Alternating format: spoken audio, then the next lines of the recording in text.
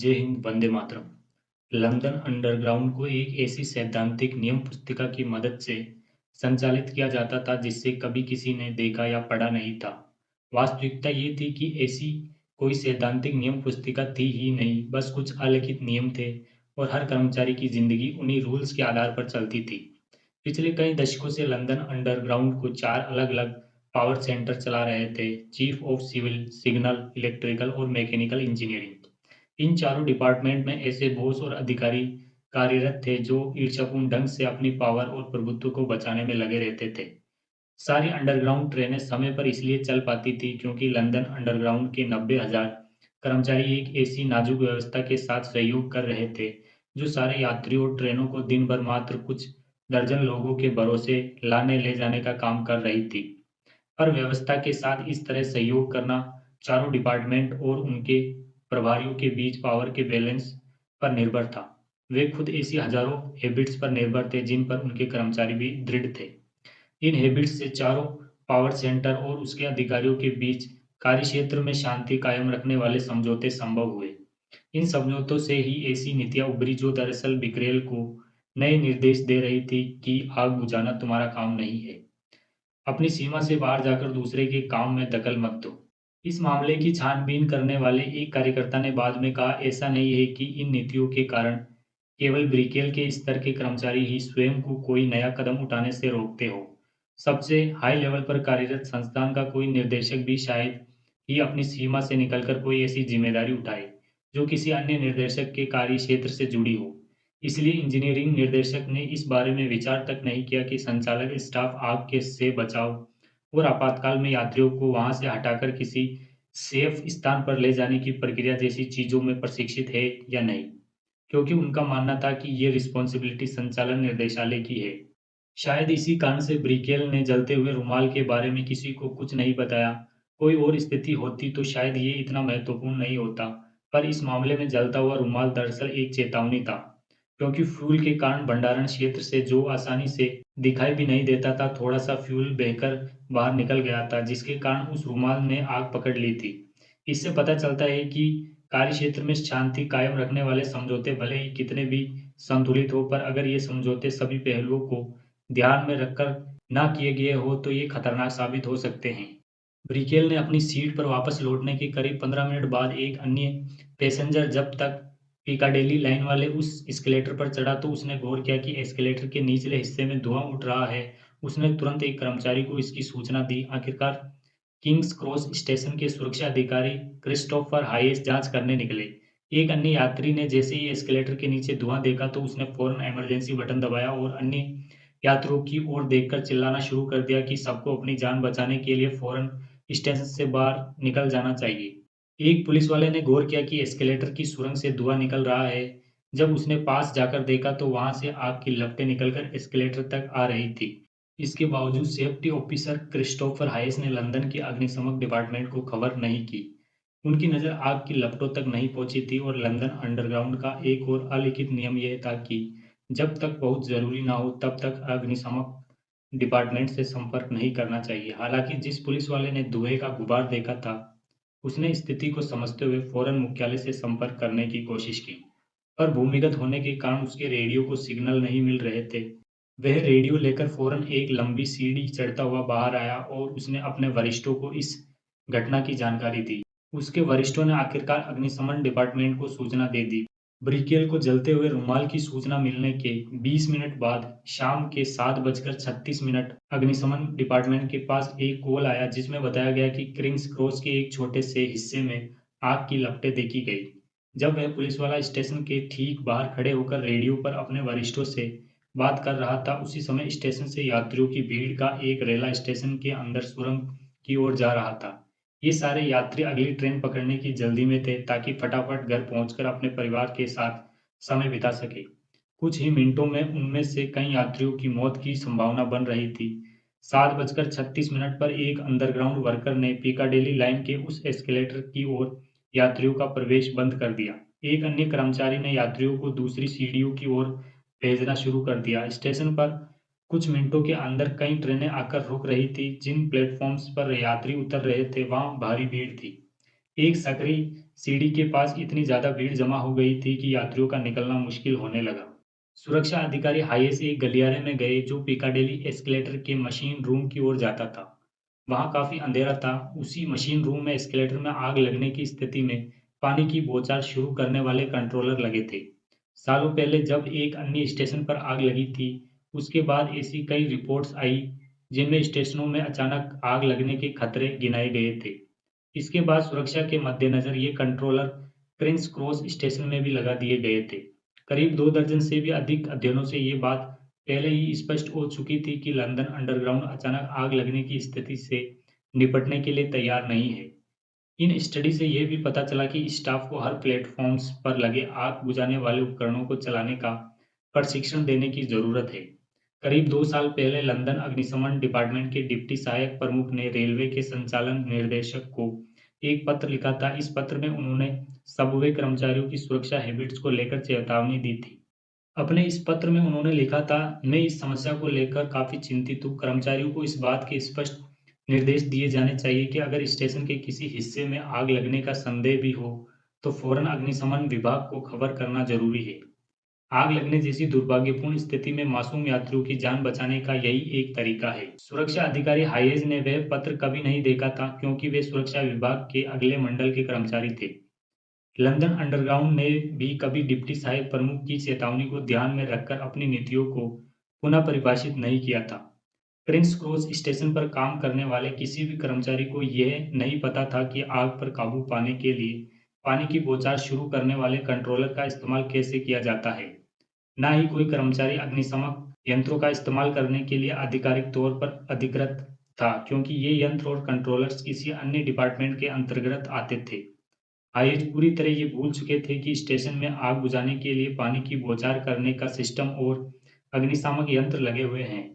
London underground के कार्यक्षेत्र में शांति कायम रखने के लिए जो अलिखित समझौते किए गए थे, उनसे हर कर्मचारी में अपने दायरे में सीमित रहकर काम करने की हैबिट्स विकसित हो गई थी, जिसके चलते अपने दायरे से बाहर जाकर कुछ नया सीखने की उनकी सारी संभावनाएं भी धूलित हो गई थी। आईएच पानी की बौछार करने वाले कंट्रोलर पर बिना नजर डाले उसके पास से गुजरे गए। उन्हें याद नहीं था कि ये कंट्रोलर यहाँ लगा हुआ है। जब वे मशीन रूम में पहुंचे तो आगे की तपिश से काफी दूर थे। अब आग इस हद तक फैल गई थी कि उस पर काबू पाना नामुमकिन हो चुका था। वे वापस मुख्य हॉल की ओर दौड़े। टिकट मशीन पर यात्रियों की लाइन लगी हुई थी और सैकड़ों यात्री उस विशाल हॉल में इधर से उधर आ जा रहे थे। किसी को प्लेटफॉर्म पहुंचना था तो कोई अपनी यात्रा पूरी करके स्टेशन से बाहर निकल रहा था। तभी हाईएस की नजर एक पुलिस वाले पर पड़ी। हमें फौरन सभी ट्रेनों को रोककर सारे यात्रियों को स्टेशन से बाहर करना होगा। आग बेकाबू हो रही है, हाईएस ने उस पुलिस वाले से कहा।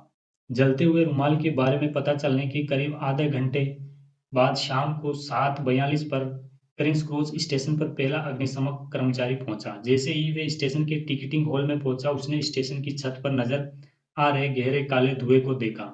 आग एस्केलेटर में लगे रबर के हैंडलों तक पहुंच चुकी थी। जैसे जैसे रबर जलने की असहनीय बदबू फैलनी शुरू हुई, टिकटिंग हॉल में मौजूद यात्रियों को एहसास हो गया कि कोई बड़ी गड़बड़ हो गई है।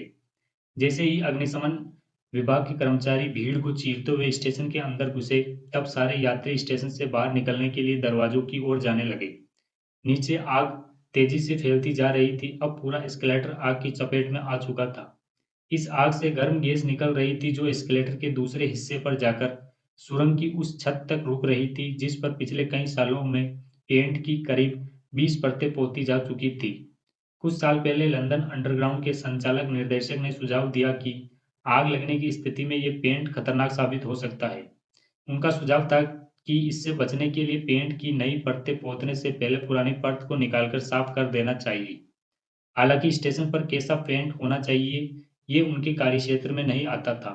ये काम तो रखरखाव विभाग का था, जिसके प्रमुख ने उनके सुझाव के लिए उन्हें धन्यवाद दिया और साथ ही ये भी जता दिया कि अगर वे दूसरे विभागों के काम में हस्तक्षेप करेंगे तो उनके विभाग के काम में भी हस्तक्षेप किया जाएगा।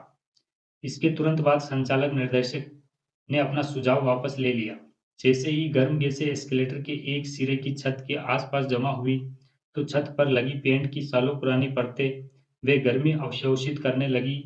जब भी कोई नई ट्रेन स्टेशन पर आकर रुकती, ऑक्सीजन का एक नया झोंका उसके साथ अंदर आकर आग को और हवा दे देता था। शाम 7:43 बजे एक ट्रेन स्टेशन पर आकर रुकी और उसमें से सेल्समैन मार्क सिल्वर उतरे।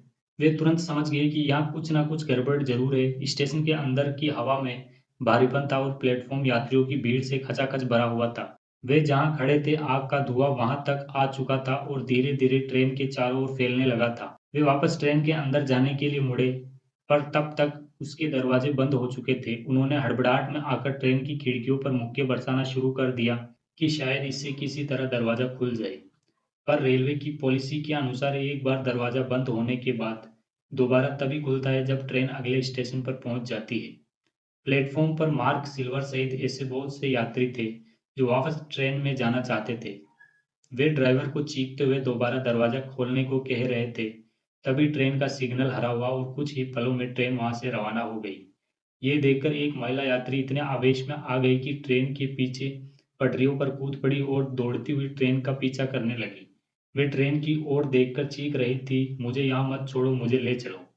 कोई और चारा न देख मार्क सिल्वर प्लेटफॉर्म से निकले और उस पुलिस वाले की ओर चल पड़े जो लोगों को पिकाडेली लाइन वाले एस्केलेटर के बजाय दूसरी ओर जाने का रास्ता दिखा रहा था। वहां घबराए हुए यात्रियों की भीड़ लगी हुई थी जो बस किसी भी तरह ऊपर चढ़कर स्टेशन से बाहर निकल जाना चाहती थी। उन सबको धुएं की बदबू आ रही थी। स्टेशन के एक हिस्से में आग लगने और भीड़ ज्यादा होने के कारण वहां का तापमान भी काफी बढ़ गया था। आखिरकार मार्क सिल्वर एक अन्य एस्केलेटर के नीचे पहुंच गए जिसे पहले ही बंद कर दिया गया था। जैसे ही वे टिकटिंग हॉल की ओर गए, उन्हें अपने पैरों पर इतनी गर्मी महसूस हुई कि लगा जैसे उनके पैर जल गए हों। उन्होंने गौर किया कि ये गर्मी दरअसल उस 15 फीट की दीवार की थी जिसके पीछे पिकाडेली लाइन का एस्केलेटर जल रहा था। उन्होंने बाद में बताया, मैंने ऊपर की ओर नजर डाली और पाया कि दीवार व छत पूरी तरह तप रहे थे। शाम 7:45 पर जैसे ही एक ट्रेन स्टेशन पर रुकी, उसके साथ आए ऑक्सीजन के झोंके ने एस्केलेटर की आग को और भड़का दिया। एस्केलेटर के ऊपर की छत के पास जमी गर्म गैस से नीचे जलती आग और छत के लपटे हुए पेंट के कारण गर्म होकर दहन तापमान तक पहुंच गई, जिसे विज्ञान की भाषा में फ्लैश ओवर पॉइंट कहा जाता है। इसके बाद एस्केलेटर का हर वह हिस्सा जो किसी ज्वलनशील चीज से निर्मित था, जैसे लकड़ी से बनी सीढ़ियां और उस पर लगा पेंट वगैरह, वह सब अचानक इतनी तेजी से जला कि वहां विस्फोट हो गया। ये विस्फोट बारूद से होने वाले एक मध्यम तीव्रता वाले विस्फोट के बराबर था। विस्फोट के कारण आग ऊपर की ओर बढ़ने लगी जिससे वहां का तापमान बहुत बढ़ गया। आग बढ़ते-बढ़ते सुरंग से होते हुए टिकटिंग हॉल तक पहुंच चुकी थी, जिससे वहां की सारी चीजें जैसे धातु के पल्ले और जमीन पर जड़ी टाइल्स धू-धू कर जलने लगे। मात्र आधे सेकंड में ही हॉल का तापमान भयंकर रूप से बढ़कर 150 डिग्री तक पहुंच गया। उस समय बगल के एक एस्केलेटर पर सवार एक पुलिस वाले ने बाद में बताया, आग की लपटें बहुत तेजी से आगे बढ़ी और पल भर में हर चीज को अपनी चपेट में ले लिया। उस समय हॉल में करीब 50 यात्री मौजूद थे। इसके ठीक ऊपर स्टेशन के बाहर स्थित सड़क से गुजर रहे एक व्यक्ति ने देखा कि सबवे के मुख्य दरवाजे से आग की लपटें निकल रही है। उसने गौर किया कि एक व्यक्ति वहां से किसी तरह निकलने की कोशिश कर रहा है। वह उस व्यक्ति की मदद करने दौड़ पड़ा। मैंने उसे वहां से निकालने के लिए जैसे ही उसके दाएं बाजू को पकड़ा, मुझे ऐसा लगा जैसे मेरा हाथ उसे छूने भर से जल गया हो। मुझे महसूस हुआ कि उसके बाजू की चमड़ी का एक हिस्सा भारी गर्मी के कारण मेरे हाथ में चिपक गया है। एक पुलिस वाला जो विस्फोट के ठीक पहले टिकटिंग हॉल में घुसा था, उसने बाद में अस्पताल में अपना इलाज कराते हुए बताया, मैंने देखा कि मैं अचानक आग की लपटों की चपेट में आ गया हूँ।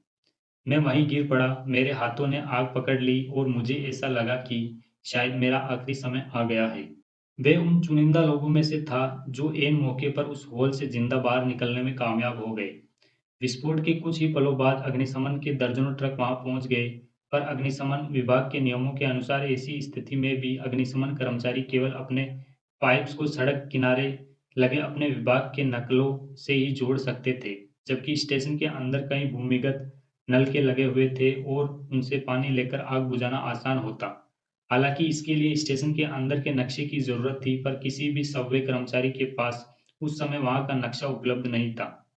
दरअसल वे नक्शा स्टेशन ऑफिस में रखा हुआ था और फिलहाल किसी भी टिकटिंग एजेंट या मैनेजर के पास उस ऑफिस की चाबी नहीं थी। इन सब समस्याओं के कारण काफी देर हो गई और अग्निशमन कर्मचारी को आग बुझाने में घंटों लग गए। आखिरकार उस चलते हुए रुमाल के नजर आने के करीब 6 घंटे बाद देर रात 1:46 पर आग पर काबू पा लिया गया। अब तक 31 लोगों की जान जा चुकी थी और दर्जनों लोग घायल हो चुके थे। इस घटना में घायल एक 20 वर्षीय म्यूजिक टीचर ने अस्पताल के बिस्तर पर पड़े हुए गुस्से से कहा, आखिर उन लोगों ने मुझे आग की ओर क्यों धकेल दिया? मुझे वहां आग की लपटें साफ नजर आ रही थी। लोग मदद के लिए चीख रहे थे, लेकिन वहां कोई नहीं था जो हालत पर काबू पा सके। आखिर ऐसी भयंकर स्थिति से निपटने की जिम्मेदारी किसकी है? इन सवालों का जवाब देने के लिए लंदन अंडरग्राउंड द्वारा कार्यक्षेत्र में शांति कायम रखने के लिए किए गए उन समझौतों पर गौर करना होगा, जिनकी मदद से इस संस्था को संचालित किया जाता था। टिकटिंग क्लर्क्स को खास तौर पर ये चेतावनी दी गई थी कि उनका काम सिर्फ टिकट बेचना है। इसलिए जब उन्हें स्टेशन पर जलता हुआ रुमाल नजर आया तो उन्होंने इस डर से किसी को चेतावनी नहीं दी कि कहीं इसे अपनी सीमा से बाहर जाकर दूसरे विभागों के काम में दखल देने के रूप में ना देखा जाए। स्टेशन के कर्मचारियों को कभी भी इसके लिए प्रशिक्षित नहीं किया गया था कि आग लगने जैसी स्थिति में पानी की बौछार करने वाले कंट्रोलर या अग्निशमन यंत्रों का उपयोग कैसे किया जाए।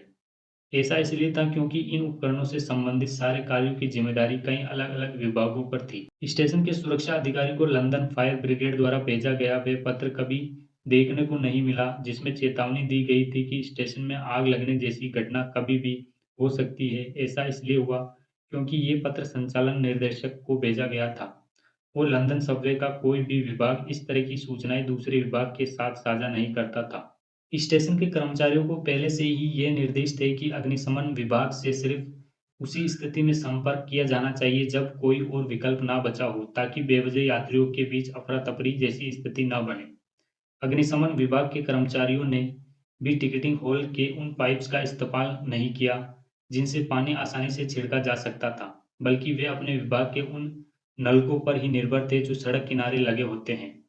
अग्निशमन कर्मचारियों ने ऐसा इसलिए किया क्योंकि उन्हें पहले से ही ये निर्देश थे कि उन्हें दूसरी किसी भी संस्था द्वारा लगाए गए उपकरणों का इस्तेमाल नहीं करना है। इन सारे अनौपचारिक नियमों से संबंधित लोगों की मनःस्थिति ऐसी बना दी थी, जो आपातकालीन स्थिति में घातक साबित हुई। उदाहरण के लिए टिकटिंग क्लर्कों की आदत थी कि उन्हें बाकी हर चीज़ से ध्यान हटाकर भले ही आग लगने जैसी आपातकालीन स्थिति बन रही हो, सिर्फ टिकट बेचने में अपना ध्यान केंद्रित करना है। ये हैबिट इसलिए थी क्योंकि सालों पहले लंदन अंडरग्राउंड टिकट बेचने वाले कर्मचारियों की कमी से जूझ रहा था। उस समय जो कर्मचारी टिकट बेचते थे, वे अक्सर स्टेशन पर कचरा उठाने या यात्रियों को सही ट्रेन की जानकारी देने में व्यस्त हो जाते थे, जिसके चलते स्टेशन पर टिकट खरीदने के लिए यात्रियों की लंबी-लंबी लाइनें लग जाती थी।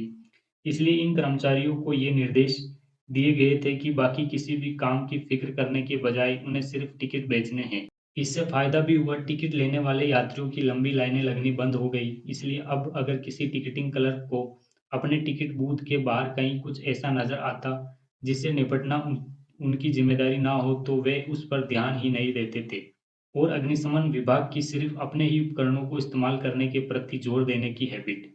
उसके पीछे भी एक कारण था। दरअसल करीब 1 दशक पहले किसी और स्टेशन पर आग लगी थी। तब अग्निशमन कर्मचारियों ने अपने पाइप्स को किसी और के नलकों से जोड़ने में बहुत सा कीमती समय बर्बाद कर दिया था।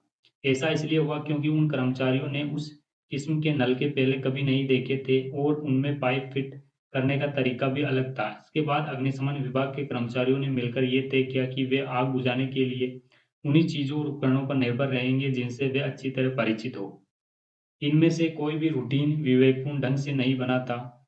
उन सब के पीछे कोई न कोई ठोस कारण था। लंदन अंडरग्राउंड का कार्यक्षेत्र इतना विशाल और जटिल था कि इसे सिर्फ तभी अच्छी तरह संचालित किया जा सकता था, जब कार्यक्षेत्र में शांति कायम रखने वाले समझौते ऐसे होते हों, जो किसी भी संभावित बाधा को रोक सकें।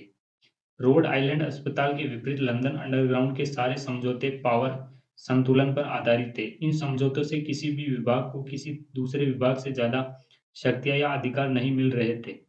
इसके बाद स्टेशन पर हुए हादसे में 31 लोगों की जान चली गई।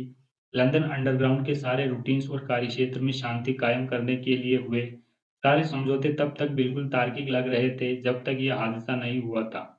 पर इस हादसे से एक भयानक सच्चाई सामने आई थी कि यात्रियों की सुरक्षा की जिम्मेदारी दरअसल किसी भी एक व्यक्ति या विभाग या सबवे के सबसे शक्तिशाली लोगों के किसी भी समूह पर नहीं थी। कभी-कभी कोई एक प्राथमिकता, एक विभाग या एक व्यक्ति या एक उद्देश्य बाकी सभी चीज़ों से ज़्यादा महत्वपूर्ण होनी ज़रूरी है। भले ही ये विकल्प सभी को पसंद ना आए, इससे शक्ति का वह संतुलन बिगड़ जाए जिसके चलते सारी ट्रेनें समय पर चलती हैं। कभी-कभी कार्यक्षेत्र में शांति कायम रखने वाले समझौते ही ऐसे खतरे पैदा कर देते हैं, जो किसी भी तरह की शांति को भंग कर सकते हैं। धन्यवाद। जय हिंद, वंदे मातरम।